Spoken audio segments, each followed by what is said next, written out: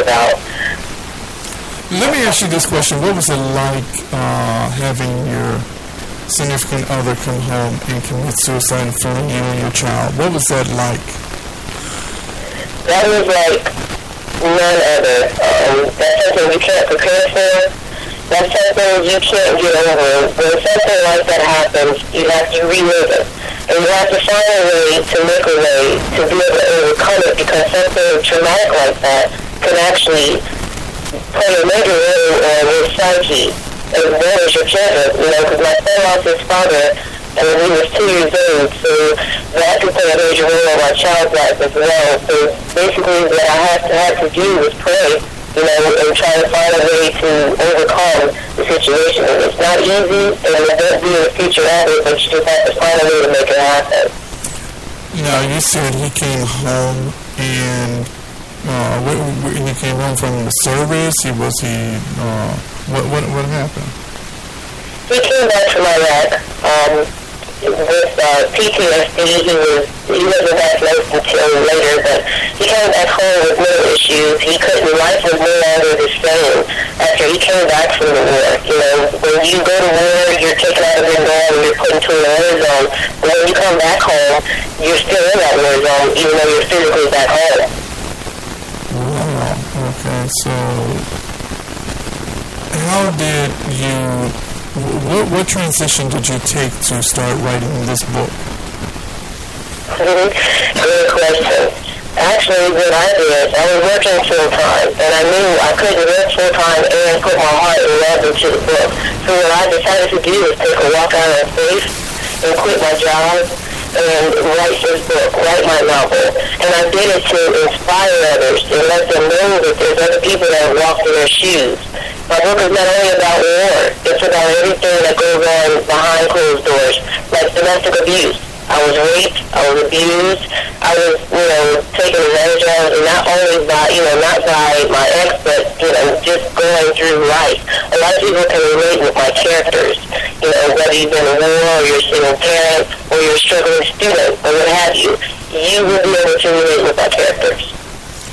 All right. So will we be able to understand and get a full gist of what your life was about from your book? So we'll be able to get a full gist of about your book, your life, how it came about. Did you seek out psychiatric help?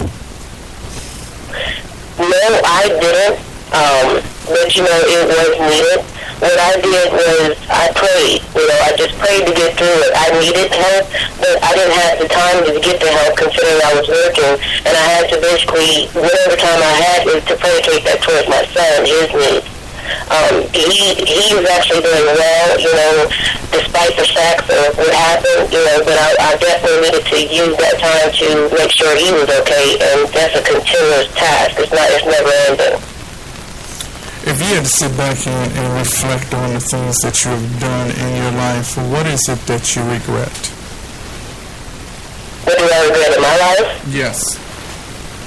I would say, if I had any regrets of my life, it would be that I didn't see more signs to be able to help my ex or help him with the mental issues, because mental illness is real. People need to know about that. I would say that I should have tried to help more. I should have been more engaged. Everything is what you should have, could have done after the fact. That's why people need to be more proactive as opposed to reactive when it comes to mental health. With writing this book, how did your family take you? How did they respond?